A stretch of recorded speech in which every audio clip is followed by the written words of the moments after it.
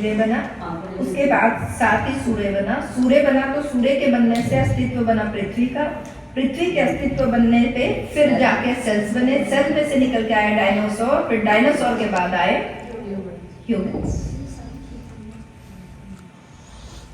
इसको आपको समझना बड़ा आसान है कि कई ब्रह्मांडों की उत्पत्ति हुई पहले, मिल्की वे यानी कि कई ब्रह्मांड उत्पन्न हुए, तो बोलते हैं ना ब्रह्मांड की उत्पत्ति हुई। तो मैं कहाँ से आई हूँ आपको वो अपना ओरिजिन पता होना चाहिए, ठीक है। अब नेक्स्ट, ये तो तुम्हारे दिमाग का एक टेस्ट चल रहा है। ये मैंने आपको यद पिंडे तक ब्रह्मांडे का सारा वो समझा दिया। आप इसको जब समय लगे तो जरूर पढ़ना ताकि आप इसको क्लियर कर सको। अब आपको क्लियर है कि जब मैं, क्योंकि अभी क्यों बताऊंगी आपको सेल्स डीएनए, क्योंकि अब जब मैं आपको हीलिंग करूंगी, है ना, तो मैं बोलती हूँ विजुलाइज करो तुम्हारे सेल्स में हीलिंग जा रही है, तुम अपने डीएनए से वो सब रिलीज कर रहे हो, तो तुम डीएनए को कैसे विजुलाइज करोगे, तुमको पता नहीं। तो अब तुम यहाँ पे देख सकते हो कि डीएनए, जीन, सेल्स क्या है, कैसे उनकी पिक्चराइजेशन है, ठीक है। और मुझे वहां से रिलीज करना है। रिलीज का मतलब ध्यान से समझना क्या होता है, क्या है रिलीज, क्या है रिलीज को थोड़ा सा डिफाइन करो। जब मैं बोलती हूँ रिलीज करो तो क्या करते हो? फोकस होता है, छोड़ना, किसको छोड़ना, कौन सी emotion, negative emotion. Yes, this is the right answer. अब इमोशंस तो कई सारे पढ़े, हैप्पीनेस इमोशन भी पढ़े, वो तो हमें अच्छे लगते हैं, लेकिन याद कौन से आते हैं ज्यादा, नेगेटिव इमोशंस। और खराब कौन से कर रहे होते हैं वही। हम पेरेंट्स से आए हैं, हमारे दादा दादी, परदादा दादी सब अच्छे हैं, उन्हीं के करने के कारण आगे आगे आगे आगे आगे हमें, उन्हीं के ये 4-5 पीढ़ियों के कारण ही हम इस जीवन में आ पाए, हमें ये शरीर मिला। लेकिन उनके पास जो नेगेटिव जो भी आदतें या उनको कोई ऐसी बीमारियां या जो भी उनकी चेतना का स्तर रहा, कुछ चीजें हमें अपने पेरेंट्स की नहीं पसंद है, नहीं है तो नहीं है। हमें ये तो पता होना चाहिए कि मुझे किस जगह पे काम करना है कि जिससे मैं उनसे बदल सकूं। आप ऊपर से कितना ही टीचिंग सुन लो, कई बार सुने किसी को, बुजुर्ग को कहते हैं आंगड़ियां से जांगड़ियां, सुने पंजाबियों में ये बड़ी कहावत कही जाती है, आंगड़ियां से जांगड़ियां, मतलब जो आदतें अंतों में चली जाती हैं वो नहीं जाती, लेकिन साधना कहती है जाती है, भेजनी आती है, जाती है। आपको पता होना चाहिए कि आपको कौन सी आदत नहीं चाहिए। आपके पेरेंट्स को किसी चीज को, लाइक मैंने आपको सुबह ये एग्जाम्पल दिया, मेरे फादर के अंदर ये चीज थी, मेरे को बहुत वो लगता था कि ये छोटी छोटी बात पे क्यों इरिटेट हो जाता है, बट मुझे पता ही नहीं लगा कब अनजाने मेरे अंदर आ गई। जब मेरी बेटी ने मुझे ये बात बोली, आप भी तो चिड़े रहते हो, आप भी तो हर समय गुस्से में रहते हो, I got realized कि हाँ, मुझे पता ही नहीं लगा कि कब जाने। और सेम यही चीज मेरे साथ होती, मैं पापा कहती कि आप हर समय क्यों ऐसे गुस्से में पड़े रह जाते हो, छोटी छोटी बात पे इरिटेट हो जाते हो, कोई टाइम पे नहीं पूछा तो बात पे इरिटेट हो गए। आप उस बात को आराम से भी तो कह सकते हो, बट कहना बहुत आसान है ना, कहना बहुत आसान है, जबान की कोई हड्डी नहीं होती है, बोल देते हैं कुछ भी, अप्लाई कितना करते हैं। तो मैंने बोला ठीक है, अब तूने बोल दिया तो मैं इस साइकिल को ब्रेक कर दूंगी, I will try my level best, कि मैं अपनी जिंद जान लगा दूंगी मेरे सेल्स में जो मेरे को अपने फादर से ये चीज मिली है, आई विल डिस्ट्रॉय इट। वो रिपोर्ट ये देंगे, पता नहीं कितने डिस्ट्रॉय हो रही है,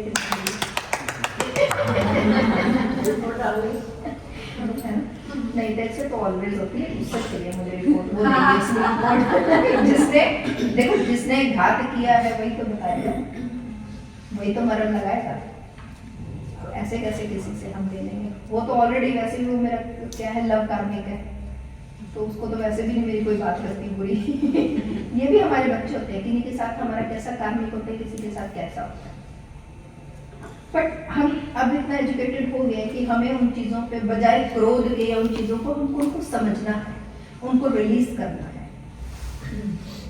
तो अब जब आपको अपने सेल्स पे काम करना है, आपको जब मैं बोलती हूँ रिलीज, तो आपको पता होना चाहिए मुझे रिलीज क्या करना है।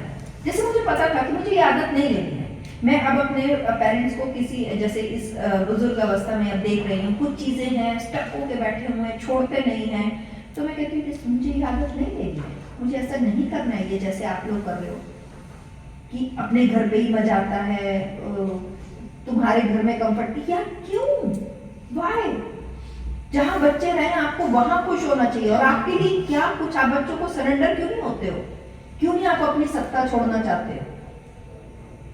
बट है, मैं जब भी उनपे देखती हूँ तो मैं कहती हूँ नहीं, मुझे ये आदत नहीं लेनी।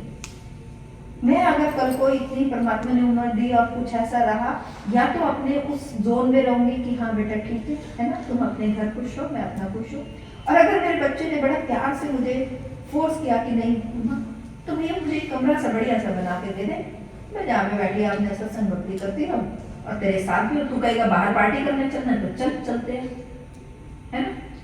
मुझे उस अवस्था में रहना है, मुझे रिजिड नहीं रहना है। उनको देख के मुझे समझ लगी कि अब ये भी नेक्स्ट काम जीन से बाहर निकालना है।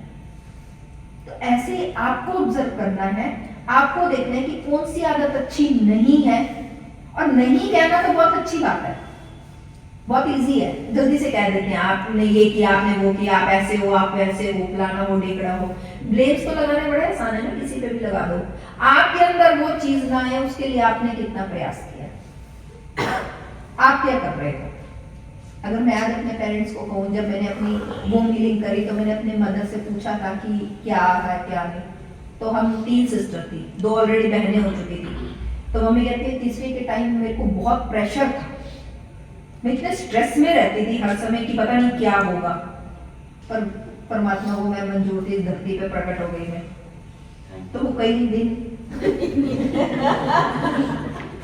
मेरे से नाराज रही, मेरी शक्ल भी नहीं देखी उन्होंने। हेटेड एनर्जी मुझे कौन सी मिली, हेटेड एनर्जी मिली। और जब वूम में थी तो कौन सी मिली, इनसिक्योरिटी, ओवरबर्डन। वो मेरी आदत बन गई, हर समय इनसिक्योर रहना। बहुत कमाई कर रही हूँ, मालिक की बहुत कृपा है, जो बच्चे जानते हैं पहले से मुझे, इतनी अरबों खरबों बार, लेकिन फिर भी कहीं एक अंदर इनसिक्योरिटी पड़ी रहती थी। जब बड़ी डीप डीलिंग करी अपनी, बहुत गहराई में गई, फिर मम्मी से बात करी, लगा कि अब फिर से भगवती के गर्भ में जाना है, लेकिन इस बार पूरी चेतना के साथ जाना है कि मैं क्या बन के बाहर निकलना चाहती हूँ। तो जब मम्मी से बात करी तो उन्होंने बताया कि जब तुम होने वाली थी तो मेरे को बड़ी इनसिक्योरिटी थी, कहीं तीसरी ना हो जाए तो बड़ा गड़बड़ हो जाएगी मेरे लिए, ये है वो है। ओवर स्ट्रेस में रहती थी, ओवर प्रेशर था मेरे ऊपर। और मुझे पता लगा कि मैं ओवर प्रेशर ले लेती हूँ चीज़ों को। कई बार मुझे बच्चे सुबह डांटते हैं कि तुम ज़्यादा भी स्ट्रेस ले लेते हो, तुम ज़्यादा ही सोचती रहती हो। यस, मैं सोचती हूँ, आई नो, मेरे अंदर ये गंदी आदत है, मैं उस पर काम कर रही हूँ कि ये सब मुझे नहीं लेना, ये मुझे पता है ये कहाँ से आया है। लेकिन उसके लिए क्या है ना बेटा, शांत होना पड़ेगा, अपनी कमियों को खंगालना पड़ेगा, अपने अंदर की चीज़ों को देखना पड़ेगा कि मेरे अंदर गलती है तो क्या है, और फिर उसको बाहर रिलीज करना पड़ेगा। और रिलीज करने का तरीका बड़ा आसान है। ये जो परमात्मा ने पंचभूत का शरीर दिया, इसमें क्या क्या चीजें हैं, उसमें गहराई में घुसो और जानो। एक बार तुमको ये सारा डाटा समझ लग गया, फिर तुम्हारे लिए किसी भी चीज का डिलीट मारना, तुमको डिलीट बटन से पता बता दूंगी मैं। तुम जब चाहोगे अपने दिमाग से किसी भी मेमोरी को डिलीट, किसी भी नेगेटिव इमोशन को डिलीट, यहाँ पे कुछ भी है डिलीट, अपनी लाइफ से ये इंसिडेंट नहीं चाहिए डिलीट, तुमको डिलीट का बटन मैं दबाना सिखा दूंगी। डिलीट के बटन सारे यहाँ पे आएंगे। डीएनए में नहीं चाहिए, पेरेंट्स से, पितरों से ये एनर्जी नहीं चाहिए, डिलीट।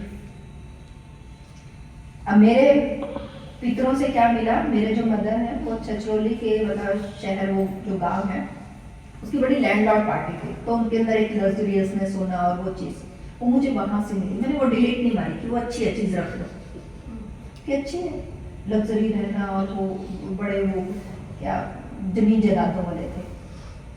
तो मेरी मम्मी कई बार कहती थी कि पता नहीं हम तो कोई इतने हैं नहीं, तू पता नहीं केड़े राज्य की थी या नहीं। तो मैं कई बार मम्मी से पूछती थी, मैंने कहा अपना कौन था पीछे राजा महाराजा, जरा बताओ। तो बोली तेरे नानी के पास पूरे छछरौली के आधे से ज्यादा किले वही थे, पूरा मतलब अच्छे खासे थे, उनको उनका रहना सहना बहुत अच्छा होता था। तो मैंने कहा बस ये वाला जीन्स मुझे उनसे आया, आपसे नहीं आया, तो मैंने कहा इसको रख लेती हूँ। लेकिन कुछ एक चीजें जब आप खंगालते हो तब आपको पता लगता है कि आपको क्या रखना है और क्या नहीं रखना। और फिर एकदम से डिलीट नहीं होता, हमेशा याद रखना। आप सोचो कि आपने एक बार प्रसव अवस्था में गए और बाहर आ गए और हो गया, नहीं होगा, क्योंकि ये जन्म जन्मांतर का चल रहा है ना। कितने सारे मैंने अपने अंदर डाटा भरे हुए हैं, तो टाइम लगेगा, इट विल टेक टाइम। लेकिन उसके लिए आपको शांत होना पड़ेगा, अपने आप को समझना पड़ेगा, अपने शरीर को, ये परमात्मा ने जो संरचना बनाई है इसको समझना पड़ेगा। ऊपर से आप कितना मर्जी आप ग्रंथ पुराण पढ़ लो, आपके जहन में नहीं जाएंगे। कुछ टाइम के लिए खरपतवार काटने का काम करेंगे। आप किसी कथा में जाओगे, कहीं जाओगे, थोड़े टाइम के लिए, जैसे वही शमशान वाली बताई ना, थोड़ी देर के लिए वो मर गया, सारा ऐसे छड़ जाना है, की लेके जाना है, बाहर आते पूरा नहीं काम कितना, वो नहीं कितना, समझ रहे? बाहर आते ही यहाँ पे एक ऐसा इंसान बन जाते हैं जिसको पता ही नहीं है 5 मिनट पहले वो इसी एक पंच तत्व के शरीर को फूंक के आया और किसी के हाथ में कुछ नहीं था। भूल जाते हैं, क्योंकि वो मानस पटल पे नहीं लिखा गया। जब आपके मनस पटल पे कोई चीज लिखी जाएगी तो वो नहीं भूलेगी। और ये सब डाटा जो मैं आपके अंदर पा रही हूँ, ये आपके मनस पटल पे लिखा जाएगा। इतना गहराई से लिखा जाएगा कि आप फिर हर कर्म करते आपको सोच आएगी, और कुछ भी गलती से भी आप गलत कर ही नहीं पाओगे। इसका उदाहरण अभी मुकेश जी ने बता दिया, 4 महीने हुए इनको जुड़े हुए, क्योंकि हर रोज की वो टीचिंग आपके कानों में, आपके जहन में घुसेगी। क्योंकि ये सिर्फ शब्द नहीं है, इन शब्दों में ऊर्जा जा रही है। आप सिर्फ इनको शब्द मत सोचो यहाँ पे, ये हर एक शब्द भी, मैं तो केवल एक स्पीकर बन के बैठी हूँ, ये डाटा तो कहीं और से आ रहा है। हर एक शब्द एक ऊर्जा से भर के बाहर निकल रहा है। ठीक है, तो आपको अपने डीएनए सेल्स, इन सबको देख लो, एक एक पिक्चर करते हैं। अब आप बिल्कुल अपनी आंखों में इनको बसा लो, क्योंकि अब जब मैं साउंड हीलिंग करूंगी तो आपको अपने डीएनए पे ध्यान रखना है, अपने पूरे शरीर पे। ठीक है, और डीएनए से जो अपने आपको बाहर निकालनी है, आपको वो भी 1 मिनट के लिए ध्यान करवाऊंगी कि क्या क्या चीजें हैं, उनको राइट डाउन करना है आपने। चलिए नेक्स्ट, क्रोमोसोम्स हो गया, सेल न्यूक्लियस हो गया, कोशिकाएं हो गई,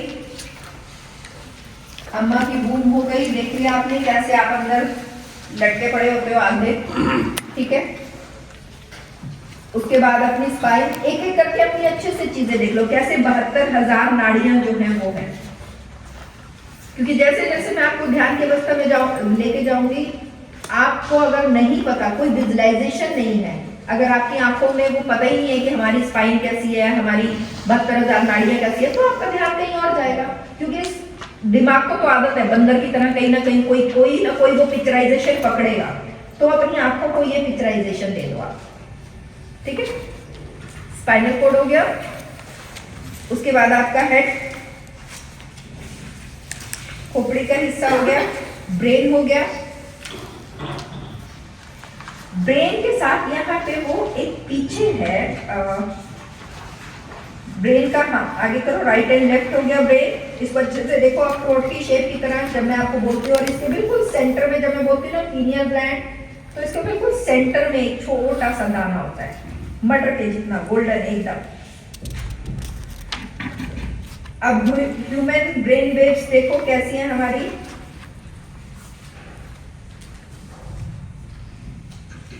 ये इस तरह की हमारी वेव्स रहती हैं। जो साइंस कहती है वो कहती है बीटा में ज्यादा हम सब रहते हैं। बीटा वेव्स में हम सब का दिमाग हर समय रहता है।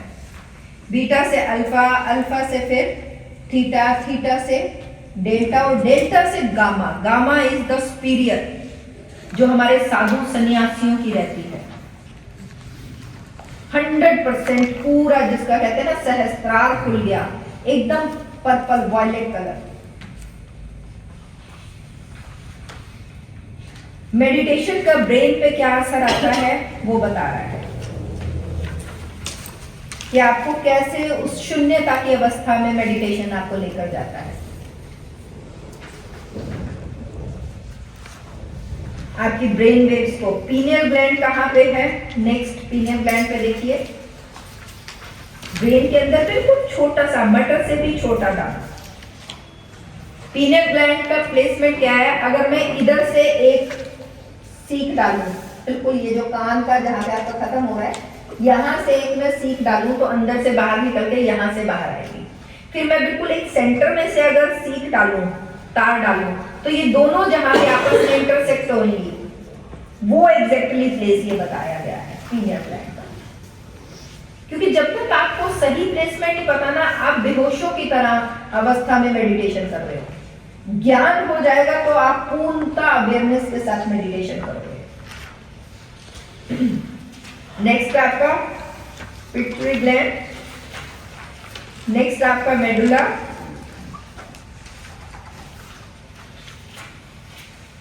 हाइपोथैलेमस। ये तीन मेन ग्लैंड्स होती हैं, कौन सी? पीनियल, हाइपोथैलेमस और मेडुला। ये तीन ब्रेन की मेन ग्लैंड है जो आपके ब्रेन को बिल्कुल स्वस्थ रखती हैं। क्या रखती हैं आपके ब्रेन को? स्वस्थ, बिल्कुल। क्योंकि एक स्वस्थ दिमाग में ही स्वस्थ विचार आते हैं और स्वस्थ विचारों से ही इंसान का मन स्वस्थ रहता है और कर्म भी स्वस्थ होता है। स्वस्थ यानी कि पॉजिटिव, 100% पॉजिटिविटी से फिर आप अपना काम करते हो। हैप्पी हार्मोन्स का सबसे लास्ट में आई थिंक आपका मैंने शीट डाला है हैप्पी हार्मोन्स के नाम से, उसको ब्रेन के पास लगाओ। इसमें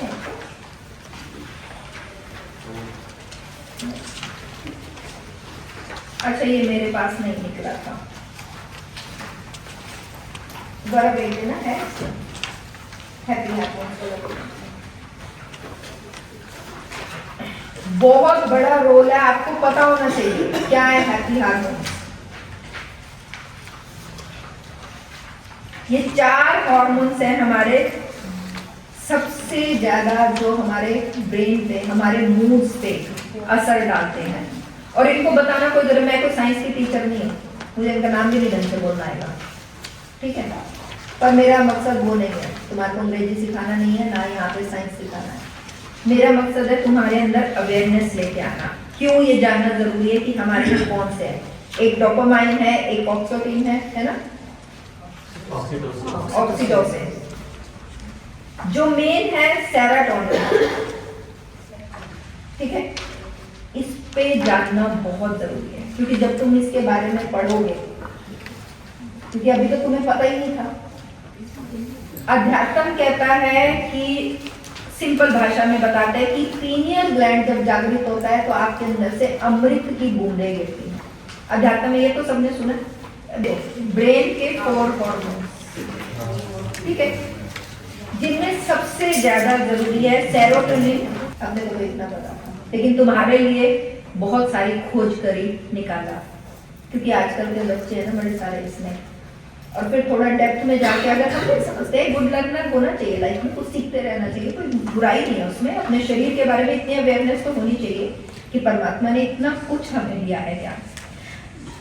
अब ये जो सेरोटोनिन और इसी के साथ होता है मेलाटोनिन, इसमें नहीं है क्योंकि ये 4 हार्मोन्स कहते हैं इसको, ठीक है।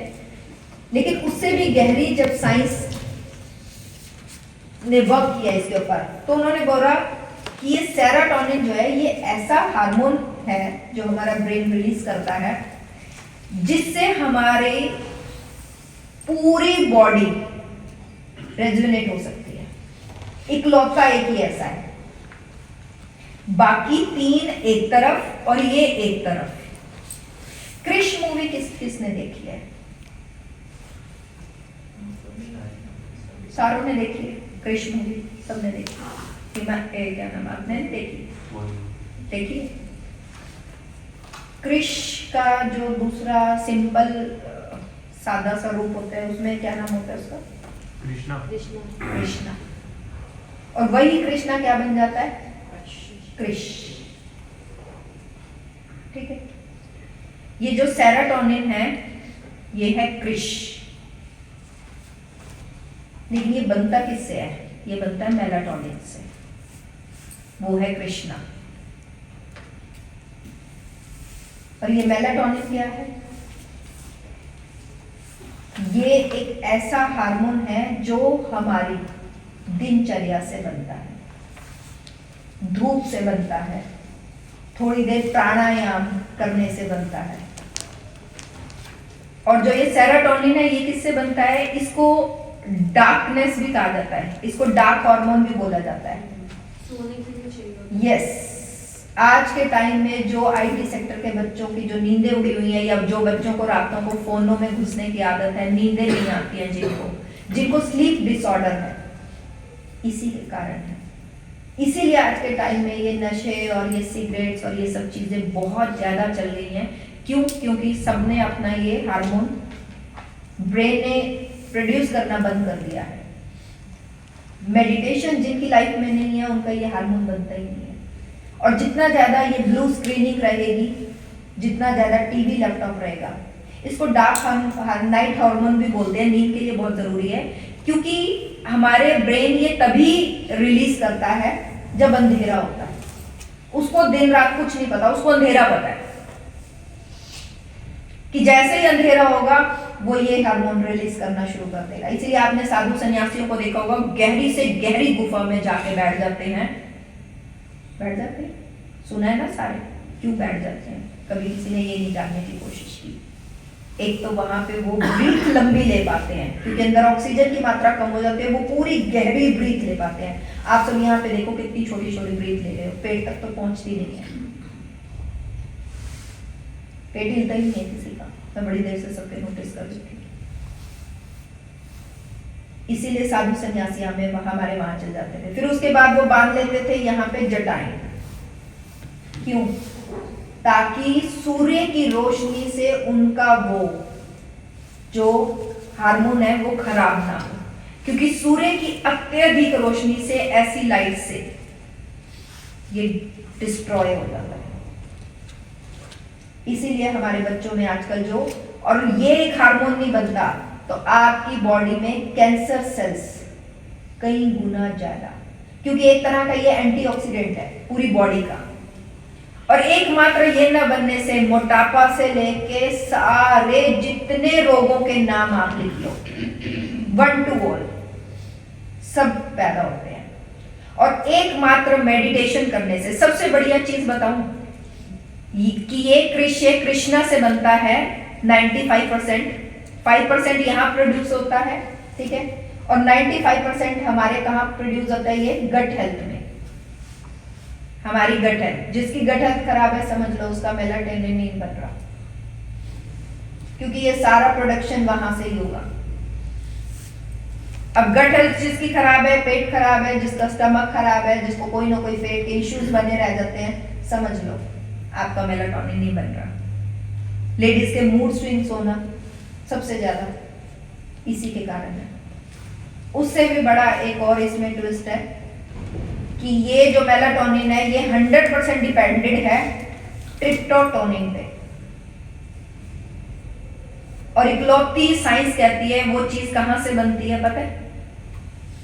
सुबह रोज एक बनाना खाने से,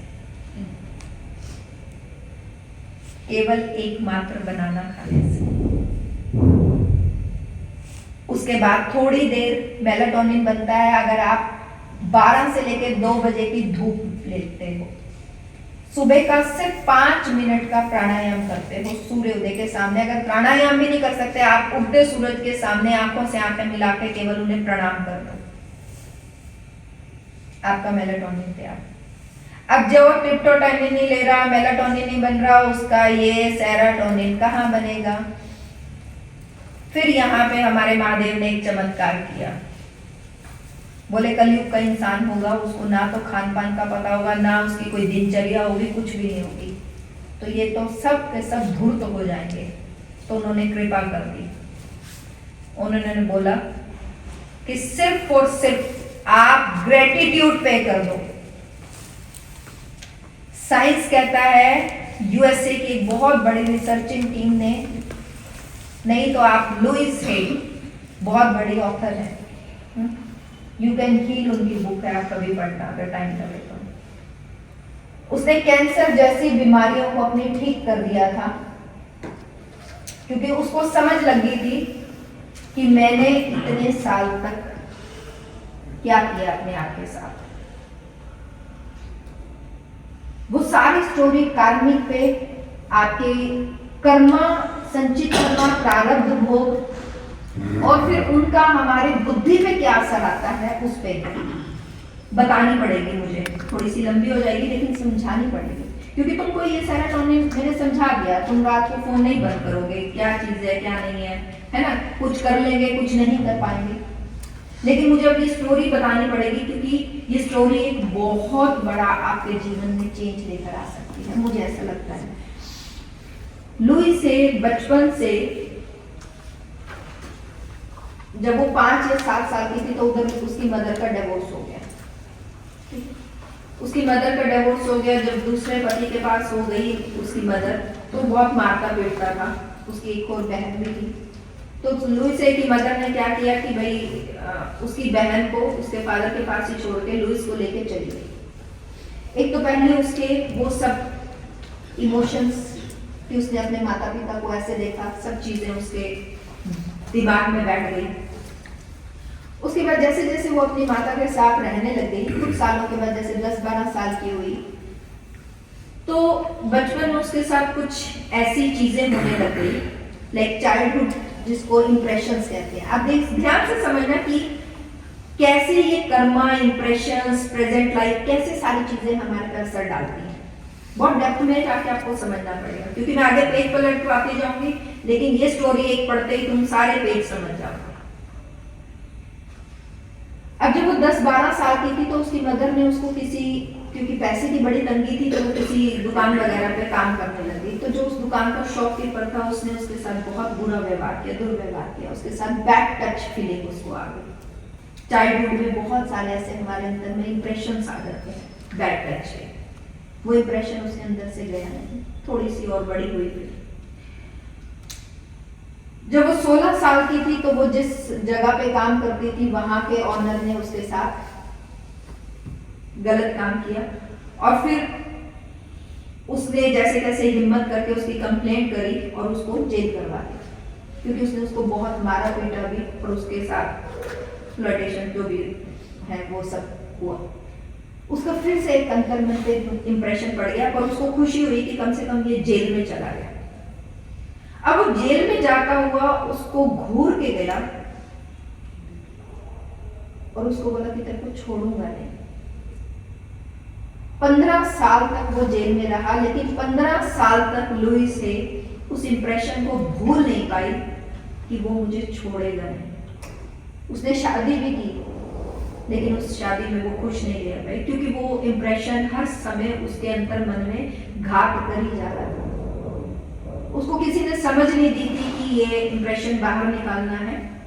चाइल्डहुड बैड टच का जो इंप्रेशन है वो बाहर निकालना है। उसने माता पिता के जो आपस में लड़ाई झगड़े के व्यवहार देखे, उसके कारण उसकी भी लाइफ नहीं चल पाई, उसके भी सब, क्योंकि उसने वही चीजें देखी थी, आगे उसको भी लाइफ में वही मिली और उसकी भी शादी जो है वो चल नहीं पाई। 30 साल की उम्र में उसको एक दिन पता लगता है कि वो कैंसर की 3rd स्टेज पे आ चुकी है। जब वो डॉक्टर के पास जाती है तो डॉक्टर उसे नॉर्मली जो भी डॉक्टर डरा देते हैं कि आपके बचने की कोई उम्मीद नहीं है। और तो उसने थोड़ा सा पूछा कि डॉक्टर साहब आप ये तो बताओ कि ये है क्या, ये क्यों हुआ है मुझे, मैं तो ऐसा कुछ भी नहीं खाती कि मुझे कैंसर हो जाए या कुछ भी है। तो उसकी किस्मत बड़ी अच्छी थी कि डॉक्टर के मुख से, वो अपनी किताब में लिखती है कि शायद उस दिन कोई मेरा दिन बहुत अच्छा था कि डॉक्टर के मुंह से एक बात निकली जो मेरे हृदय में घात कर गई। डॉक्टर ने कहा जरूरी नहीं है सब चीजें आप कुछ ऐसे करने से हो। साइंस कहती है कि आपके विचार भी कई बार आपके अंदर बहुत बीमारियां पैदा करते हैं। तो लुइस शायद तुम्हारी लाइफ अच्छी नहीं निकली है, तुम्हारे विचार कुछ अच्छे नहीं रहे, जिसके कारण तुम्हारे साथ ये हो गया। लुइस के मन में लग गया, उसने सारी रात आत्म मंथन किया, जो भी मैं करती हूँ। इसीलिए कहते हैं मंथन करना बहुत जरूरी है, मनहानि नहीं चलाओगे तो रिजल्ट नहीं आएगा। अब उसने बहुत मनन मंथन किया, उसने उसके बारे में, कैंसर के बारे में सारी बुक्स पढ़नी शुरू कर दी, सब चीजें करनी शुरू कर दी, लेकिन बुक्स में वो कोई रिजल्ट नहीं था। फिर उसने कुछ मोटिवेशनल स्पीकर्स की पढ़नी शुरू कर दी, उससे भी उसे कुछ मजा ना आया कि मोटिवेशनल स्पीकर तो ऊपर ऊपर से ही बस करेंगे। तो उसने जब अपने शरीर के बारे में और इमोशंस के बारे में कुछ जाना, पढ़ना शुरू किया, तो उसे समझ आया कि ये बीमारी तो मेरे शरीर ने ही पैदा की है। और साइंस कहती है कि मेरा शरीर में ही हीलिंग सेल्स भी है, हीलिंग एनर्जी भी है मेरा शरीर के अंदर, ऑटो हीलिंग है कि वो अपने आप की अगर कोई चोट लगती है, हड्डी टूट जाती है, तो कोई अंदर जोड़ता थोड़ा ना है कोई डॉक्टर, उसको तो ऊपर से प्लास्टर कर दिया जाता है, होती तो वो ऑटो मोड पे लग जाती है ना, ऑटो हील होती है, उसका एक टाइम पीरियड है कि वो 40 दिन में हड्डी जुड़ेगी। उसको ये बात दिमाग में पड़ गई कि मुझे भी अपनी बॉडी को ऑटो मोड पे लगाना पड़ेगा। उसने खूब मेडिटेशन किया, अपनी डाइट अच्छी भी करी। उसमें वो लिखती है कि बॉडी माइंड एंड सोल से जो हम बने हुए हैं, तो हमें तीनों रूप से अपनी क्लीनिंग करनी पड़ेगी। आप सिर्फ सोचो कि आपने मोटिवेशनल स्पीकर सुन लिया, आपने माइंड को क्लीन कर लिया, आपने अंतर मन में जो आपकी सोल में जो चेतना में पड़े हुए हैं, आपके डीएनएस से जो पड़े हुए हैं, वो कैसे निकालोगे? मोटिवेशनल आप 4 दिन 6 दिन सुन के मोटिवेट हो जाओगे, उसके बाद बहुत सारे लोग होते हैं ना मोटिवेट होते हैं रील्स देख के, जिम में जाना है, पतले होना है, 15-20 दिन के बाद आपकी मोटिवेशन धरी की धरी पड़ी रह जाती है, हो जाती है ना, क्योंकि चेतना में मनस पटल पे नहीं लिखा गया वो। लेकिन मनस पटल पे लिखा जाएगा तो नहीं जाएगा। अब उसने अपने मनस पटल पे लिखा कि I will change, I can heal myself. उसने वो सारा गुस्सा, वो क्रोध अलग अलग थेरेपीज के जरिए, जो therapies in the self healing therapies, उसमें जिसमें से एक थेरेपी मैंने तुमको करवाई है। एक्चुअली वो जो भी अपनी बुक में लिखती है वो सारा हमारे भारत का ज्ञान है, ध्यान रखना। उसने भारत की बहुत बुक्स लिखी पढ़ी है, ये उस बुक में कहीं नहीं आने दिया किसी ने, है सारा हमारा भारत का ज्ञान है, सब हमारे यहीं से गया हुआ है। लेकिन उसने इस बुक में कभी वो प्रदर्शित नहीं होने दिया। उसने वो सारी थेरेपीज करी, वो अपने अंदर के रोग चिल्ला चिल्ला के, रो रो के, वो सब दुख दर्द पीड़ाएं उसने अपनी निकाली बाहर। वो आज तक जब भी ऐसी परिस्थितियों में जब वो अपने आंसू रोक लेती थी, अपना गुस्सा एग्रेशन रोक लेती थी, उसने कल्ले कमरे में अपने आप को बंद कर करके खूब चीखे मार के रोई, खूब उसने कई थेरेपीज की। उसने हंसने के लिए किसी सीरीज को नहीं चुना, किसी आउटर चीज को नहीं चुना, उसने खूब खूब ठाठे मार मार के हंसी। ताली का ज्ञान उसको कहीं से मिल गया हुआ हमारे इंडिया से, उसने खूब तालियां बजा बजा के हंसी। वो सब थेरेपीज जो हमारे यहाँ पे बड़े नॉर्मल, मैं तुमको बोलूं कि ताली मार मार के हंसो, पागल हो जाएंगे। तुम कहीं बाहर पार्क में जाके ताली मार के हंसो, पहले 4 लोग तुम्हारी वीडियो बनाएंगे, ये बंदा आज पागल हो चुका है, और तुम्हारी रील वायरल हो जाएगी। क्योंकि लाइक अभी बाहर जो कह रहे हैं पब्लिक आ गई, क्योंकि उनको पता है कि उनके लिए मेडिटेशन मतलब कहीं पे बाबा जी ऑरेंज कपड़े पा के सब ऐसे वैसे, मतलब खूब मैं टीके शीके लगा के मालाएं पा के बैठे, और वो सत्संग है या वो सब चीजें हैं। लोग इस थेरेपी को जानते नहीं है। जो बाहर पब्लिक आई है उनमें से सब के सब दुखी बीमारियों से भरे पड़े होंगे। उनको बोलो यहाँ बैठो, अभी तुम्हारी बीमारी निकालती हूँ, लेके आओ मेरे सामने कैंसर वाला पेशेंट, और उसको बोलो मेरे को सरेंडर कर दे, तू मैं तेरे अंदर से गायब कर दूंगी चीज। नहीं करेंगे, क्योंकि उनको बीमारी गाना अच्छा लगता है। 3600 बीमारियां लेकर शरीर में घूम रहे हैं, छोड़ना नहीं है, छोड़ेंगे नहीं। लेकिन उसने नहीं ऐसा किया, और जानते हो कितने महीने के अंदर उसने अपने आप को हील कर लिया? 3rd स्टेज का कैंसर 3 महीने के अंदर उसने हील कर लिया। 3 महीने के बाद वो जाके जब डॉक्टर को रिपोर्ट दिखाते हैं तो डॉक्टर कहता है it's unbelievable, it's miracle. Yes I know, I can do it. ये मिरेकल मेरे ही अंतर में छुपा हुआ था, मुझे नहीं पता था। ये बाहरी परिस्थितियों ने मुझे जड़ बना दिया था।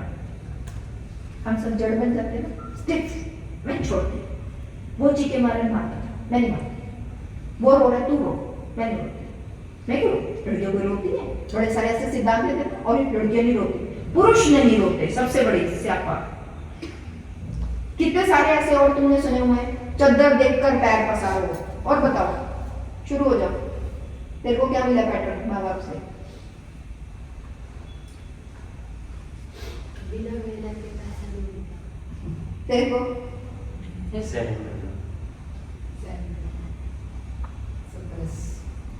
तेरे को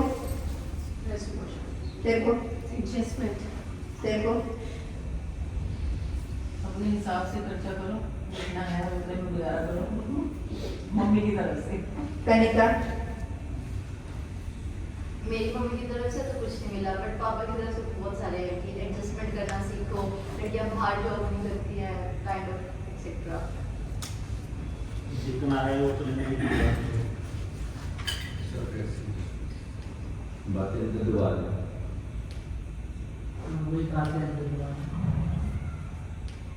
काम पे ध्यान करना।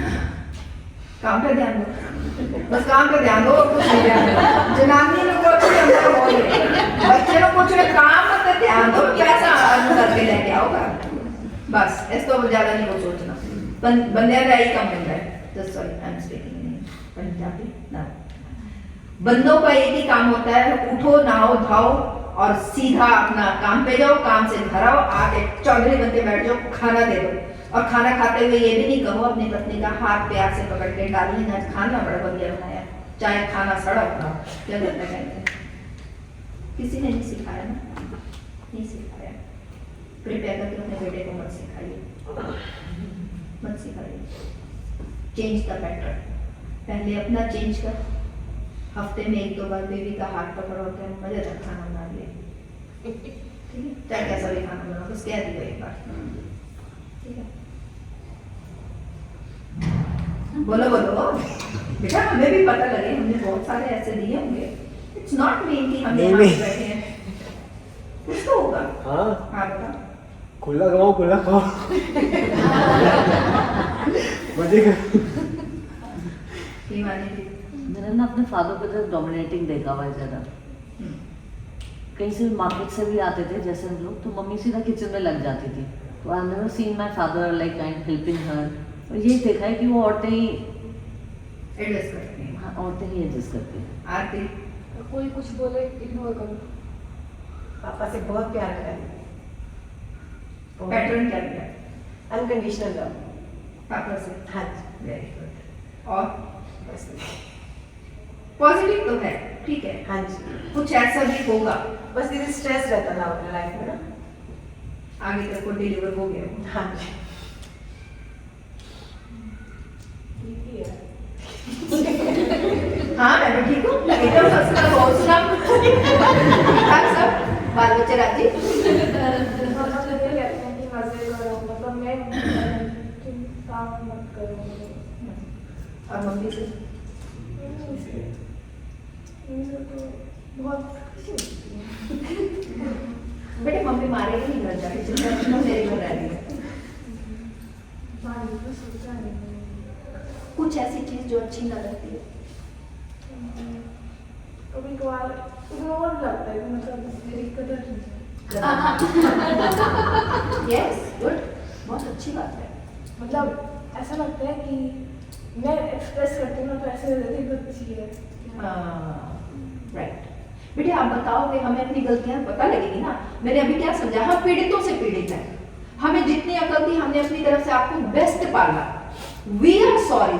हमको सॉरी कहने में, अपनी बेटी को या बेटे को कहने में मुझे कभी शर्म नहीं लगती कि आई एम सॉरी। शायद मैं पहले बहुत रिएक्ट कर जाती थी, लेकिन नाउ आई एम सॉरी यार, मेरे को समझ आ गई कि मुझे इतनी अकल थी बेटा, मैं इतने ही पाल पाई तुम्हें, हमें नहीं समझती। मम्मा से सॉरी, मम्मा से सॉरी। हमें इतनी अकल थी, हम क्या करें नाउ, हम अपने आप को चेंज कर रहे हैं, हमें थोड़ा सा टाइम दो, वी आर चेंजिंग, है ना। आपको हमको टाइम देना पड़ेगा, आपको हमें समझना पड़ेगा। एंड वी वांट, आप हमारे जैसे मत बनो, आप मत बनना। हमारे अंदर की जो कमियां है ना, आप गलती से भी मत लेना हमारी। आप अपने बच्चों को बहुत अच्छे से पाल सको, दी बेस्ट आप कर सको, आप एटलीस्ट इस साइकिल को ब्रेक करो जो हम पीढ़ी दर पीढ़ी लेके आ रहे थे। हम यही चाहते हैं, आपको यहाँ बुलाने का या आपको बिठाने का। मम्मा का पर्पस सोचो क्या होगा, यही तो था ना, यही तो था ना। तो इसका मतलब हम ये मानते हैं, तभी तो आपको बुला रहे हैं ना, कि हमारे अंदर बहुत कमियां रही हैं, हम नहीं सुधार पाए, इतना हमने टाइम लगा दिया उन चीजों को समझने में। तुम शायद टाइम से समझ लो यार, तुम्हारे को वो सब चीजें फेस ना करनी पड़े, राइट। तो हम इसकी चीज के ऊपर पूरा काम करेंगे कि नेक्स्ट टाइम से आपको कभी दिमाग में ये चीज, क्योंकि अगर आपने बेटा ये इमोशन पा लिया ना कि मेरी कदर नहीं है, तो आप अगर 90% भी ले लो, आप टॉपर भी कर जाओगे लाइफ में, आप अच्छी से अच्छी जॉब भी कर लोगे, आपका ये इमोशन आपको जिंदगी में खुशी नहीं आने देगा। क्योंकि आप एक टॉप की जॉब पे भी पहुंच जाओगे ना, तब भी आपको लगेगा मेरी कोई कदर नहीं है यहाँ पे, क्योंकि ये पड़ा हुआ इमोशन, मैंने अभी लुइस ही की स्टोरी बताई ना, कहाँ जाके काम करेगा हमें पता ही नहीं।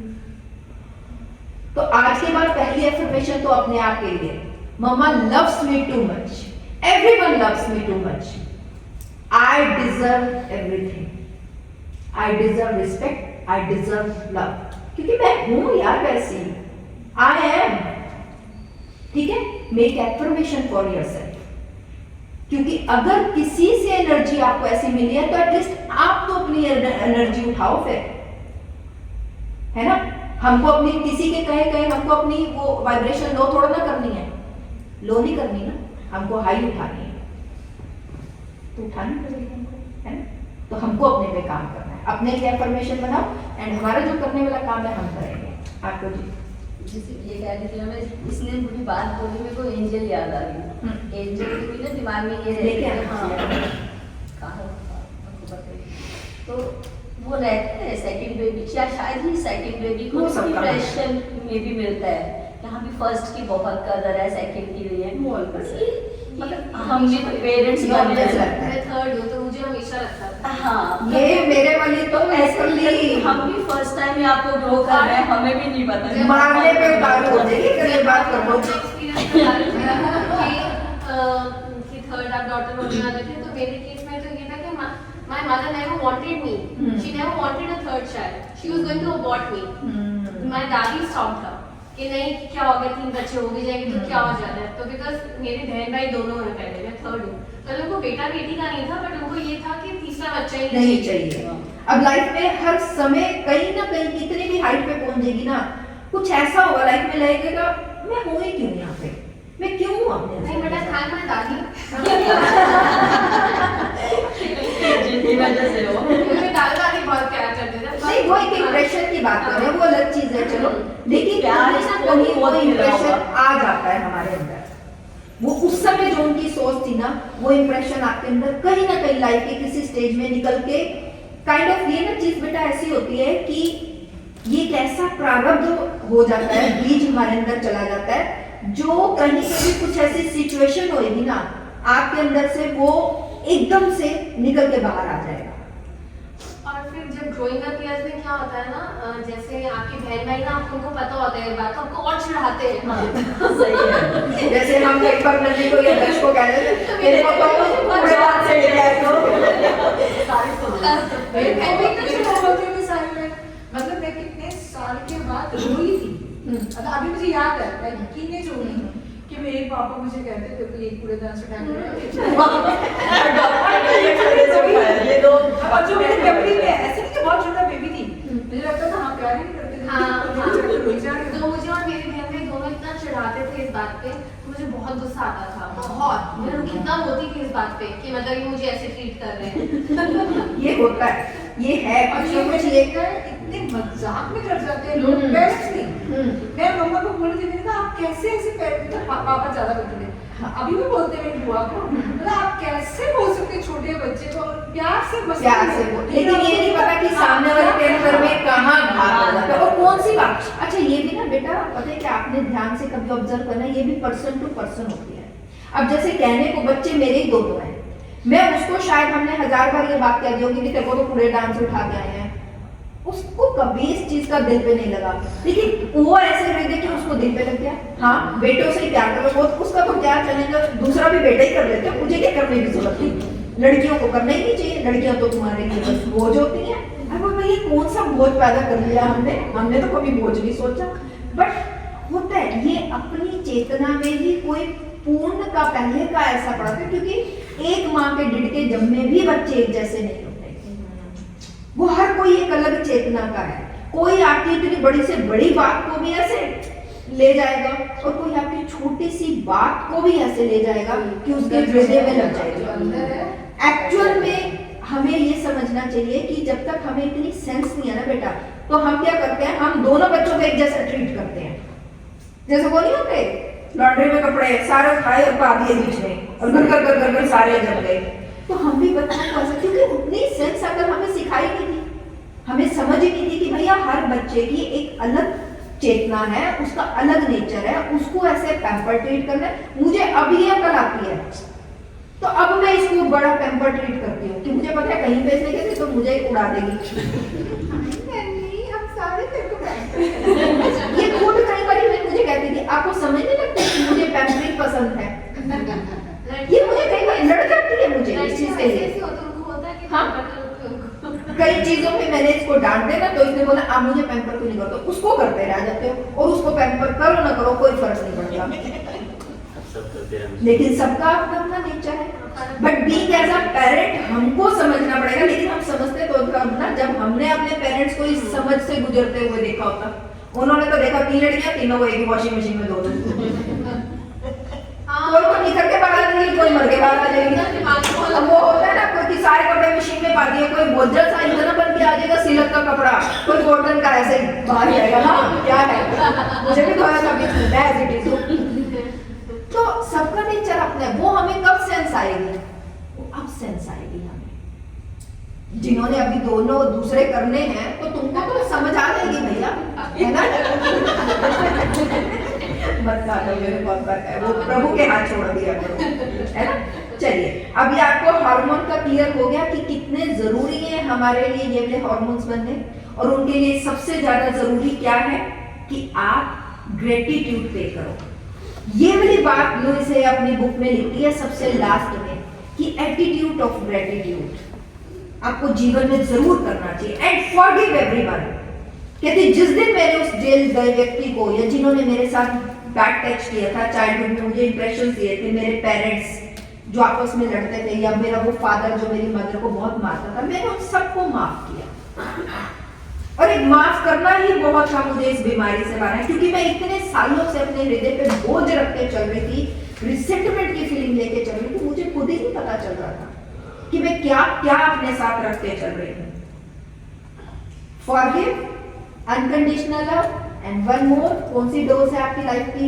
3 important keys of your life. Search करो, तुम्हारे को मैंने लिख के भेजी। पहले एक ठीक है, हैप्पी हार्मोन्स को छोड़ो। नेक्स्ट सेल्स के बाद एक एक अपने ऑर्गन को फटाफट देखेंगे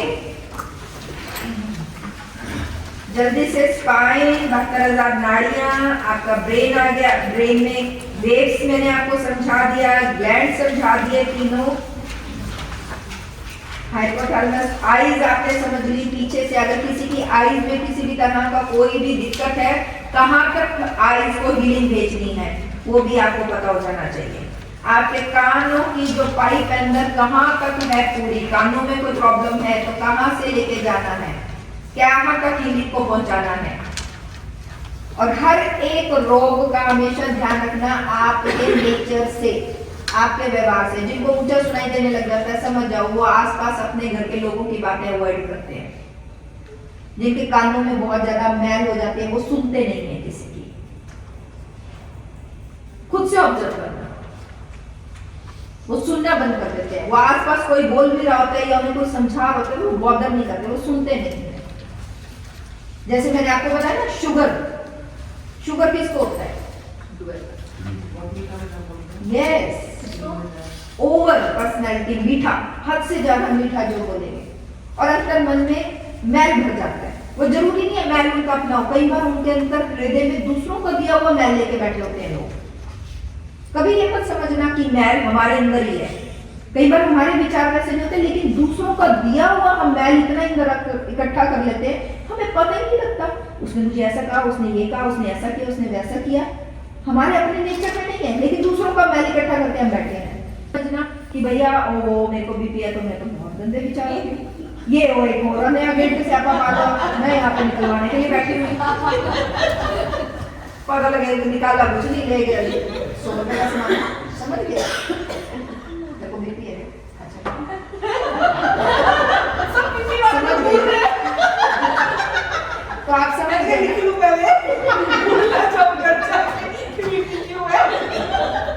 चेक आउट करो, फाइंड आउट करो। आपको पता है आपकी लाइफ में कौन है आपको देने वाला नमक, हर समय खर्च खर्च खर्च खर्च, कौन आपको लाइफ में देगा। कई बार मैंने बताया ना, जरूरी नहीं है हमारा मन मैला होता है या हमारा दिमाग मैला होता है। कई बार हमारे कार्मिक रिलेशन के लोग ऐसे होते हैं जो बोल बोल के हमारे कार्मिकली ऐसे होते हैं, उनकी कुछ हरकतें हमारे को दिमाग में जो है वो इतना गंद, यस, वो एंगर, फ्रस्ट्रेशन वो दे देती है, वो हमारे बीपी का कारण। फाइंड आउट दैट पर्सन, आपको सर्च करना पड़ेगा। आपको किडनी की कोई भी, आपको नहीं, आई मीन किसी को भी किडनी की प्रॉब्लम है, कौन से चक्र के पास पड़ती है? किडनी, स्वादिष्टान के। स्वादिष्टान चक्र किस चीज का है? रिश्तों का, जल तत्व है। रिश्ते नातों में कमियां, खराबियां ढूंढते रहो, कभी अपने रिश्ते नातों से खुश ना रहना। किडनी खराब करेगा। और भी जो भी हमारे जल तत्व के ऑर्गन है वहां पे, पैंक्रियास है ना, जितने वहां के ऑर्गन है। यूट्रस में प्रॉब्लम, लेडीज को सबसे ज्यादा यूट्रस में क्यों रहता है? क्योंकि जैसे उसकी शादी होती है उसके बाद सास नामक यंत्र उसके जीवन में आ जाता है। यंत्र है, ये सास में बैठा है, आपने नहीं कह रहे मुझे। आपके जीवन में ठीक है ना, लेकिन वो यंत्र या तो बड़ा अच्छा आपका टाइम देखने का बनेगा, गले में घंटी की तरह लटक जाएगा, जो हर समय आप बजा भी नहीं सकते, उतार भी नहीं सकते, हो जाएगा आपके साथ। तो अब ऐसी ऐसी अवस्थाएं हो जाएगी तो आप क्या करोगे भैया? कोई ना कोई तो फिर रिश्ते नातों में गड़बड़ पैदा हो जाएगी। अब आप छोड़ भी नहीं सकते, कर भी नहीं सकते, तो आपके लिए एक ही चीज है, तपो अग्नि। तपो अग्नि कि उस प्रारब्ध को आपको अपनी साधना से चेंज करना पड़ेगा। जो प्रारब्ध भोग, यानी कि प्रारब्ध भोग क्या होता है? कोई हमारा ऐसा संचित कर्म पूर्व जन्म का कि हमने अपनी सास के साथ कुछ बुरा किया, अब इस जन्म में आ चुकी है वो मेरी सास बन के, अब वो प्रारब्ध भोग है, अब मुझे भोगना पड़ेगा। प्रारब्ध भोग क्या है? जो मेरे सामने आ चुका है, अब मैं उसे डिनाई नहीं कर सकती। और कुछ ऐसी परिस्थिति बन जाएगी, ना आप घर छोड़ के जा सकते हो, ना आप कहीं सास को भेज सकते हो, ना आप कोई देवर है, चाची है, नानी, मामी, दादी, माँ से कई बार बन जाते हैं। आप छोड़ भी नहीं सकते प्रारब्ध को, आपको भोगना पड़ेगा। माँ बेटी के हो जाते हैं, क्या करोगे? आपको अपनी साधना फिर बढ़ानी पड़ेगी, आपको अपने अंदर की तपो अग्नि बढ़ानी पड़ेगी, ताकि उस अग्नि में वो जो मेरा प्रारब्ध भोग जिसने मुझे कष्टी देनी थी बार बार इस रिलेशन से, वो मेरा जल के भस्म हो जाए। उसके लिए मेहनत करनी पड़ेगी। 1 मिनट की रील वाले उपायों से यहाँ वो दबा दो, फलाना कर दो, ढिकड़ा कर दो, नहीं होगा, नहीं। पर खरपतवार कटेगी। तुम सब जानते हो, आज से कई साल पहले से 20 साल हो गए मुझे एस्ट्रोलॉजी करते हुए, लेकिन क्यों मैंने वो चीज क्विट करके तुमको इस रास्ते पे लेके आई? क्योंकि मैंने जब प्रैक्टिकली वो चीज देख ली, आप खरपतवार काट रहे हो। आपका बुध यानी कि बहन, बुआ, बेटी से रिश्ते खराब है, आपका दांत पेट खराब है, ठीक है, आप खरपतवार काटोगे। आप बुध का उपाय करके आ गए, आपने ऊपर से काट दिया। जो संचित कर्म है आपका, जिसके कारण आपका ग्रह खराब हुआ, ध्यान से समझो, ये सारी चीजें एक दूसरे से जुड़ी हुई हैं। जो आपका संचित कर्म है, आपने पूर्व जन्म में अपनी बहन के साथ या जो भी किसी के साथ किया, वो इस जन्म में आपकी बहन बन के आई है। क्या कर लोगे उसका? करना पड़ेगा ना, आप छोड़ तो नहीं सकते। बेटी है, घर से बाहर थोड़ा निकाल दोगे। सास है, माँ है, चाची है, नानी, कोई ऐसा कि सामने है आपके कारण, आपको तप अग्नि बढ़ानी पड़ेगी। उस अपने परम शिव से ज्ञान लेना पड़ेगा कि मुझे इतना ज्ञान दे कि मैं इस प्रारब्ध भोग को कैसे खुशी खुशी इसको काटूं, और कैसे इससे ना तो मुझे कोई कर्म लगे, ना उसको कोई कर्म लगे, ना मेरे कोई बीमारी आए।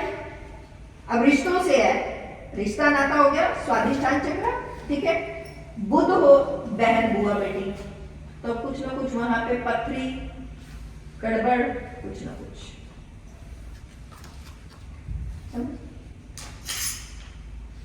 गड़बड़ हो जाएगी। ये बड़े बेसिक है, तुमको मैं इतना डेप्थ का ज्ञान दे रही हूं, तुम अगर समझ गए ना, मैं गारंटी देती हूं तुमको जिंदगी में कोई बीमारी नहीं लगने वाली, और आएगी ना कोई प्रारब्ध से आ भी जाएगी, तुम्हारे हाथ में उसको सोल्यूशन होगा। अच्छा ये इसको तो मैं कर नॉट बिग डील, इसको मैं आराम से जो है कर लूंगी। कानों से शुरू हुए थे, नाक पे पहुंच गए हैं। नाक किस, हाँ जी,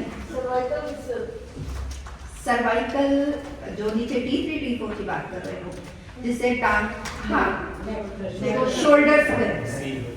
शोल्डर्स हमेशा स्टिफ भारी तब होते हैं जब आप ओवर जिम्मेदारी, बहुत ऐसी उम्र में कोई ऐसी आप ओवर स्ट्रेस, ओवर जिम्मेदारी बोझ, ये भी मेरे ऊपर बोझ है, इसका भी मेरे ऊपर बोझ है, इसको मुझे करना है, इसका मुझे करना है। जब आप ज्यादा स्ट्रेस लेते हो, आपके कंधों पे जब उम्र से पहले आप बोझ लेना नहीं चाहते लेकिन बोझ आ जाए तो कंधे गायब हो जाते हैं। आई एम राइट और रॉन्ग? नाक में किसके प्रॉब्लम्स होती हैं? जिसको नाक चढ़ाने की ज्यादा होती है, जी ऐसे ऐसे करते हैं ना, इसकी जी बेकार, इसकी गाड़ी बेकार, हम कहते हैं इसकी नाक ज्यादा ही ऊंची रहती है। इसका तो मेरे सबसे वाइट जाना है। हाँ मेरा मैंने रिव्यूज किए, समझे? इसके पास मेरे पास ऐसा ज्यादा पैसे, एलर्जी, एलर्जी है, हर चीज से एलर्जी। इसके पास ऐसे क्यों है, ऐसे क्यों है, वो ऐसे क्यों है, हर चीज से एलर्जी। इसने ये कपड़े पहने थे, ये क्यों पहने, ऐसे नहीं पहन सकते थे। स्किन एलर्जी भी इसी से होती है। एसिडिटी किसको होती है?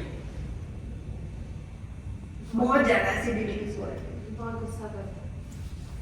गुस्से के कई रूप हैं। उस गुस्से को जब आप डिफाइन करके इस पे मनन मंथन करना, अगर इस पे एक लेक्चर दूं तो 1 घंटा चला जाएगा। हाँ, गुस्से को दबा नहीं, जलन उसको रहती है जिसके अंदर क्रोध वाला, ईर्ष्या वाला क्रोध है। ईर्ष्या, हर किसी से ईर्ष्या। अगर किसी ने अपने स्टेटस पे अपने हस्बैंड के साथ फोटो अच्छी लगे ना, बढ़िया हस्बैंड के साथ लगी फिर रही है, लंदन घूम रही है, वहां जा रही है, वहां कर रही है, ओहो बच्चे तो देखे इसके। ईर्ष्या, एसिडिटी खूब यहाँ छाती तक चढ़ी रहेगी आपके, कुछ भी खाओगे आपको एसिडिटी। अगर बहुत ज्यादा हो, उसकी डेंसिटी ईर्ष्या की ज्यादा है तो, अगर उसकी डेंसिटी अभी कम है, ना तो करते हो पर थोड़ा सा मजाक वाले टोन में करते हो तो ओके ओके, थोड़ा बहुत कभी कभार पेट या आंतों में हल्की सी कुछ डाइजेशन की प्रॉब्लम होगी, ठीक हो जाएगी, थोड़ी बहुत ही होगी।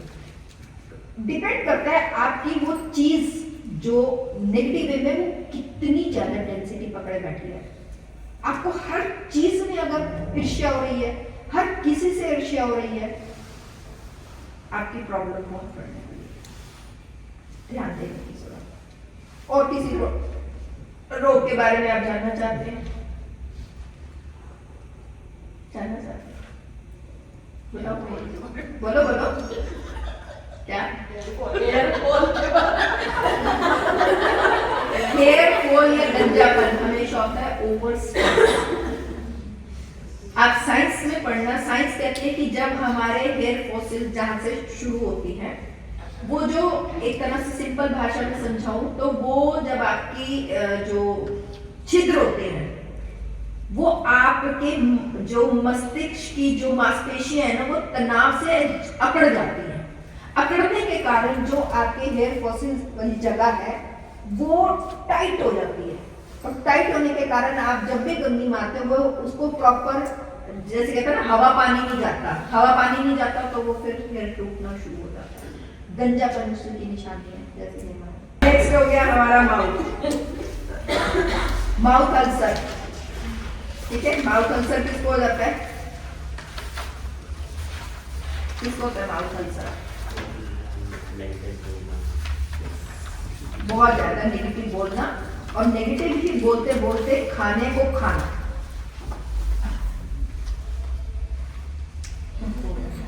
और ऐसा नेगेटिविटी में खाया गया खाना खाना नहीं होता, ठूसना होता है। जब आप नेगेटिविटी में बहुत ज्यादा इम्प्रेशंस में, नेगेटिव इम्प्रेशंस में बहुत ज़्यादा खाना ठूसते हो तो आपके शरीर के चारों ओर एक्स्ट्रा चमड़ी हो जाती है, एक्स्ट्रा मोटापा हो जाता है। वो मोटापा नहीं होता है एक्चुअली, कईयों के शरीरों को देख के आपको पता लग जाएगा। वो क्या होता है, जब आपके अंदर में बहुत इनसिक्योरिटी होती है, बहुत गिल्ट होता है, मैं सुंदर नहीं हूँ, मैं अच्छी नहीं हूँ, मैं मोटी हूँ, मैं काली हूँ, मैं पतली हूँ, मैं अच्छी नहीं लगती, मैं फलाना, मैं ढिकड़ा, मैं थोड़ी सी पतली होती तो अच्छी लगती, मैं थोड़ी सी सुंदर होती तो और अच्छी लगती। ये सब आपके जाने अनजाने करे गिल्ट्स जिस शरीर के ऑर्गन के प्रति होंगे वहां पे तैयार रहो।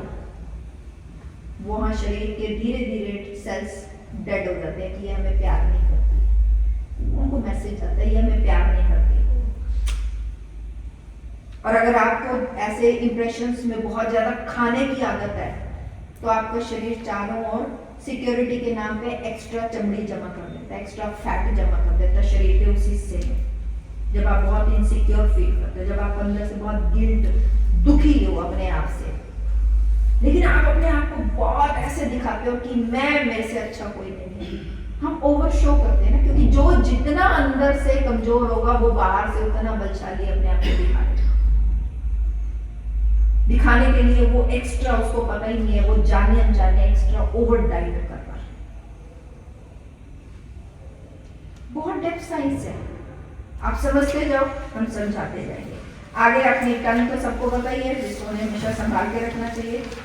थ्रोट यहीं पे आके देखो बटरफ्लाई की तरह सेंटर में, जब मैं बोलती हूँ थायराइड ग्लैंड, ठीक है, लेडीज को सबसे ज्यादा इसके, ये देखो ये सबसे ज्यादा थायराइड क्यों होता है लेडीज को सबसे ज्यादा। और क्या आपने शादी से पहले बहुत कम रेशो है थायराइड की, शादी के बाद ज्यादा थायराइड आपने सुना होगा। क्यों? क्योंकि वहां पे जाके अपना बहुत सारी लेडीज अपने इमोशंस, फ्रेश इमोशंस, इसीलिए साइंस कहती है 99% थायराइड लेडीज को होता है। मेंस को क्या होते हैं? हार्ट की प्रॉब्लम, क्योंकि एक्सप्रेसिव नहीं है ना। हाँ तूने खाना अच्छा बनाया, हाँ खाना अच्छा बनाया, हैप्पी बर्थडे, ऐसे करते ना कैसे किया था हैप्पी बर्थडे का बताना, एक बार बता दो कैसे किया था हैप्पी बर्थडे? फोन पे किया था क्या हैप्पी बर्थडे पेश? फोन पे भी किया था, समझो आज बर्थडे है। कैसे? अच्छा चलो एक बार, हाँ कैसे मुकेश जी कैसे आप हैप्पी बर्थडे करोगे अपने वाइफ को? जैसे किया था वैसे मुकेश जी आप तो लड़की से भी ज्यादा शर्मा रहे हो।